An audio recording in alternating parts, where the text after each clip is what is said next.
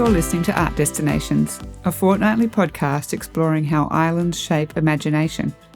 Each season we speak with artists and thinkers whose work is deeply connected to these distinct and contained places. Following our series in Luchawita, Tasmania and Venice, this season takes us to Sicily. Hello, my name is Sarah Rhodes. I'm your host and co-produce Art Destinations with Alfio Puglisi, Director of the Sicily Art Residency Program. Together we share an interest in how defined landscapes influence creative practice. This podcast was born from a desire to connect artists working on the periphery and to offer a space where ideas of place and belonging can be explored. Today I'm in conversation with Francesco Vullo, an artist whose sculptural work has been heavily influenced by growing up in the central Sicilian town of Caltanissetta, which is surrounded by rocky hills. His uncle, a geologist, and his grandfather, a doctor who worked with miners, passed down a love of minerals that continues to inform his practice. In our conversation, Francesco shares how different types of rock across Sicily and Italy hold different cultural, emotional, and symbolic meaning. He speaks of stone not only as a material, but as a way to explore time, transformation, and emotion. We also discuss what it's like to be a young artist in Italy today, balancing the energy of Milan's art scene with the quiet solitude of his countryside studio. Follow the conversation on Instagram at artdestinations.podcast to learn more about Francesco's work. Welcome, Francesco, to Art Destinations Sicily. It's really lovely to have you here. Thank you so much for inviting me, Sarah. It's a pleasure. Alfio Puglisi from SARP, from the Sicily Art Residency Program, introduced us, and he thought you would be a really great guest for Art Destinations. Have you worked together before? Yes, so I met Alfio last summer in Sicily. He wanted to do a project together, so we have done an exhibition at his space at SARP, the art residency. Yeah, it was very nice. Like the place is incredible, and also is in this small town close to Etna. Yeah, it was an amazing experience. Also, during that week, there was like a volcanic activity on Etna. So, like after the opening of the show, I went up the volcano to see closer the activity, and it was very very nice, very nice. I wish I saw that. That would be lovely. So can you tell me a little bit about what it was like growing up as a child in Sicily? You grew up in the centre of Sicily, so it's not coastal. It's kind of potentially insular in its feeling, I'm guessing. Yeah, so I'm from Caltanissetta. It's a small town, like right in the center of Sicily. So I'm like one of those unlucky Sicilians that don't see the sea from the window.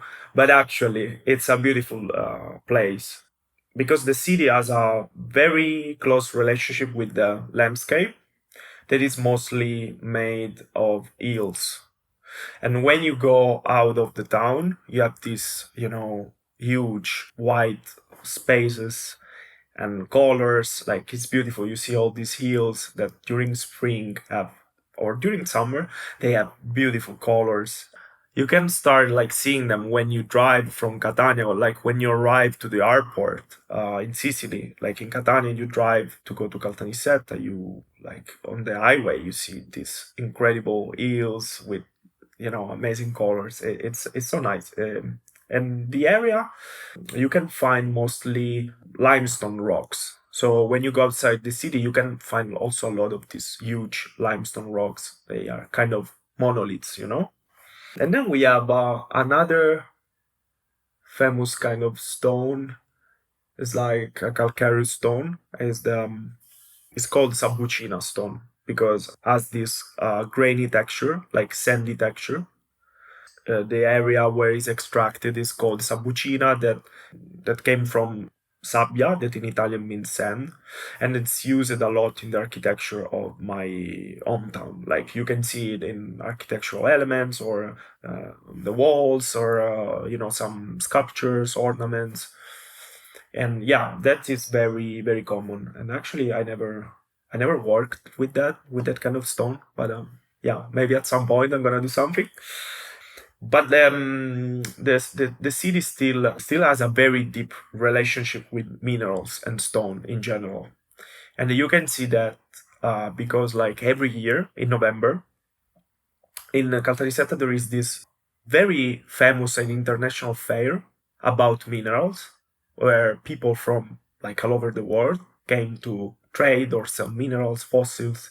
So it's quite interesting because you like in this small town you have one of the biggest fair of minerals, in Italy, and I think also like in Europe. So yeah, it's nice. I mean, the city has still this huge relationship with stones, minerals, you know. When we were speaking earlier, you mentioned that your uncle is a geologist. Do you think he had a big influence on you as a child? Yeah, so I have this passion for rocks and minerals, and I think it's something that is rooted in my childhood somehow, because like my my uncle is a geologist and also a science teacher, and he always been into rocks and minerals. And with my aunt, they have this glass cabinet. They still have it. This glass cabinet full of minerals and little stones. And when I was a kid, I was playing a lot, spending a lot of time with my cousins. They are pretty much my same age, and I was going to their house, and I was always like fascinated by these little stones with nice colors and shapes. And also, Caltanissetta is famous, or better, was famous for centuries for the sulphur mines. Like, was a big part of the local economy. Yeah, they were shut down in like 1980, something like that. Well, it was a very dangerous work, and health conditions were very poor, so risky. My grandfather was very passionate with minerals because he was doctor. He was helping and taking care of the health condition of miners, or like helping during the emergencies. And most of the time these people were gifting him like stones of sulfur. So he had also this kind of glass cabinet with sulfur stones mostly. And I'm always been like super interested in this kind of stones, because it's also like they are from one of the darkest place on earth, like the mines. It's described like the darkest place. And this stone is like the color of the sun, it's the color of the light. So it's already a crazy paradox that something with this color is coming out from the darkest place on earth, right? So yeah, I never done works with like this kind of stones, like sulfur. I mean, I have one in the making, but I've not done a lot. But I'm planning to do something in the future for sure. Where do you think that your passion for geology comes from? Do you think it's inherited, something that's passed down between the generations, or do you feel as though there's something else that's drawing you to the rocks? But actually, it's interesting because rocks can really tell you what's the age of a certain area of the planet. From the area where they came from, and they can tell you informations. They are kind of time capsules. So it's interesting. You can discover a lot of things about our planet just looking at rocks. And it's interesting also, I think, the symbolic value of rocks, because if you think about that, the evolution of certain civilization was through the use of course of rocks. Like if you think about I don't know, travertine. It's a stone that was used during the Roman Empire, for example. So he has a kind of symbolic value as well. It's not just the physical aspect or the physical characteristic, but it's also something that has a symbolic value. Or if you think about the marble that during the Renaissance was used in the churches to make the floors, to make the statues, and was used like to elevate the space, to give a kind of spiritual value. So it's interesting, like how rocks can have different symbolism, and can also carry this historical weight, not just a physical weight. You know what I mean? So you would say that it's probably an intellectual passion for rocks, that these things which we live with that are part of our surroundings carry the weight of history and cultural history, as well as how Earth has been made. You would say that you're kind of reading into the rocks rather than it being so much of an emotional attachment for you. There are different ways to feel like interested in certain kind of rocks. Like when I go to pick my stones to use in my works, I go in specific places, and it's more like a kind of gut feeling, you know. I don't know. I see something that's like catching my attention and decide to pick it up, but not for a specific reason.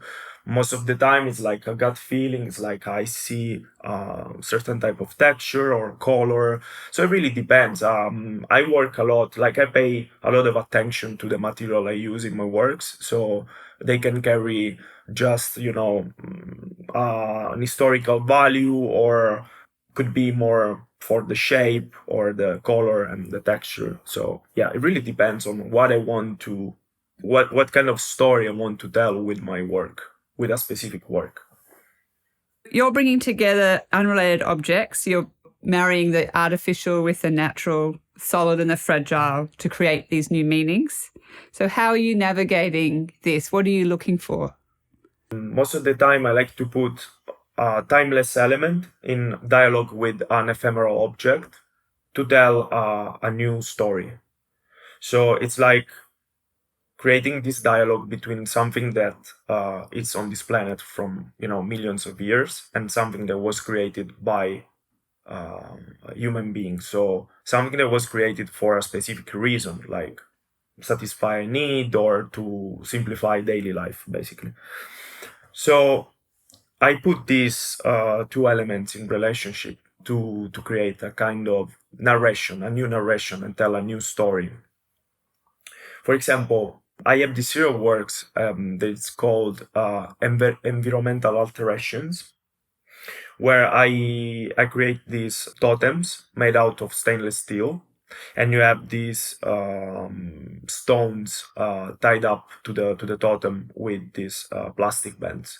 So you can see like this combination of the two elements together, because you have the plastic band that is something created by a human being, and the stone, and you see that the shape of the stone is like it looks like it's soft, but of course I sculpted the stone and then I put the plastic band around it, but it's giving you this feeling that it's the plastic band changing the shape of the stone.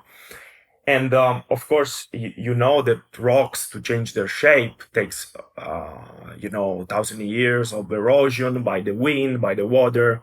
But in that moment, it's like it's your soul is feeling that tension, and you are not questioning the fact that how like the plastic band is changing the shape. So it's more like creating this kind of tension and contraposition with the two materials. But I do this series works actually to talk about how our habits are changing the environment around us. Because the inspiration for this series came from this picture I've seen on the internet a while ago of this turtle that was stuck in a sheet of plastic, the one to all the cans. So it's like little circles in the plastic, and that turtle was stuck inside this hole. And basically, the turtle shell grew inside the plastic, creating a kind of tight shape in the center. So the plastic changed the shape of the shell. So visually, it reminded me these stones that have this kind of circular shape that I find in a very specific part of Sicily. And I started playing with this concept. So I took the plastic bands, I took the rocks, and started like working on them, shaping them, and trying to make it look like it's soft. So I'm telling something different. Like I'm telling a new story, but I'm using a material that it's on this planet from millions of years, and something that's ephemeral, created by human beings, and you can literally find in every hardware store. So it's something very common, you know? I think that's really interesting, the idea that you're giving people a direct provocation or directly inviting them to suspend their disbelief. And, you're showing something that allows them to kind of immediately leap into another plane, really, another way of thinking, another dimension. And your work is really largely about bringing different ideas together. Sicily's history is very much like that. Like, Sicily has always been, a juxtaposition of cultures and things. So even though you're not specifically speaking about Sicily, it's the island's way of being. It is its identity, really. This is true. Yeah, it's a land that it's an island that had a lot of different cultures and dominations and influences. So would you say that the emotional resonance of the rock changes depending on where it's from? So, in Mount Etna, the rock is very black and porous. You can see the bubbles that have sort of dried there. And then there's, in the Stair of the Turks, down the south of the island, there's the white sedimentary rock, and there's the limestone of the Greek temples at Agrigento. Would you say that there's a physically or symbolically, well, I think you said at the beginning, actually, that you use specific rocks for specific stories. Yeah. So maybe you could just give a little example of some of those metaphors that you're looking for. As I said before, like some stones during the history, like they got this kind of symbolic value. For example, the Greek temples in Agrigento are made out of limestone. It's interesting because they use, of course, a local stone to build something that it's kind of timeless. So beside the, physical aspect of the stone, it's a bit like with this texture and this like cream color. And so when it's like when you have like the light hitting the temple, it's like giving this kind of aura feeling that it's very, very specific, very unique. It has also this value, like this historical value. So it's interesting how you can use it to also tell stories that maybe are linked to an historical context. And yeah, as I said before, it's something that we can find in a lot of different materials. I was making the example of travertine that was used during the Roman Empire, but limestone has been used also to build pyramids, for example, or the marble to create like spiritual places or sculptures, so it really depends. Or like, for example, the lavic stone is the main stone that's used in the whole area of Catania and was used to build like the streets, some buildings and architectural elements.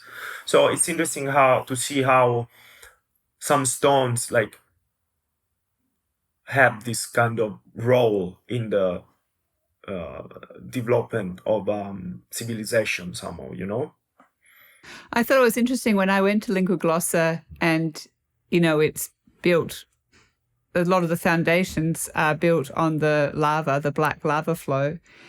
I mean, there's a darkness to it in a way, which I thought was very interesting, especially after coming from a town like Syracuse, which is very light and white. And yeah, I wondered if it sort of affects the atmosphere of the place. Like the stone, you mean? In which sense?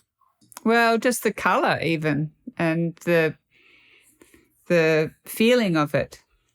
Yeah, I think it's very characteristic, to have this kind of stones, like the black stone. Are you talking about the lava stones, right? I mean, I think it's very unique to when you go in these cities, like you have all these architectural elements in the streets made out of black stone. Okay. What's it like living in Milan, and has it changed your relationship to Sicily, or has the distance given you a deeper understanding of the place? The distance hasn't changed my relationship with Sicily, but made it stronger. I go very often to Sicily, and living in Milan is amazing. Like, you see a lot of people, you have this, great energy, you meet a lot of artists. But at some point, I'm like, I need to plug off. So I go back to Sicily and I stay all the time I need. Usually it's like 2 weeks. It's enough to recharge, your batteries and to feel reconnected a little bit more with nature, because it's really, the rhythm of life is different. So in Milan, you have this rhythm. It's very, it's going very fast and you meet a lot of people, and the studio is like chaos because you have a lot of things, like a lot of works, a lot of materials, a lot of people coming every week to meet you or to see the work. So of course it's a kind of energy that I love, but at some point I need to go on the opposite side. So I go back to Sicily, and the situation in Sicily it's very different because my studio in Sicily is basically empty. So I go there and I have just my tools and a kind of archival stones I collected. I don't have finished works there because every time I finish a work, I ship it back to Milan because all my collectors and people supporting my work are in Milan or in Europe. And if you are living in other European cities, it's easier to stop by Milan instead of going, to Sicily, to Caltanissetta. So it's a very you need to go on purpose. You know what I mean? My studio has a garden because it's in the countryside. So has an outdoor space where I sculpt the stone, cut them because the dust is insane, and it's something I can't do in Milan because it's my studio in Milan is like a kind of basement. So it's a very different setup. You know what I mean? It's nice and sometimes it's also boring, but I need that kind of boredom also because it's giving me space to think about new ideas, because you don't have a lot of inputs from the outside. And most of the time I'm alone. When I'm in Sicily, I'm alone, like in the studio, I mean. Of course, my father sometimes is like passing by the studio, checking what I'm doing. My mom, she's doing her thing. So of course it's like I'm there and I just think about new ideas, or I do experimentations with materials because the space it's a very nice space because the studio is in old stable that was used for animals, and then became a kind of storage. Like, my family was putting stuff there, random stuff. And then after pandemic I decided to clean it up and make some restoration works.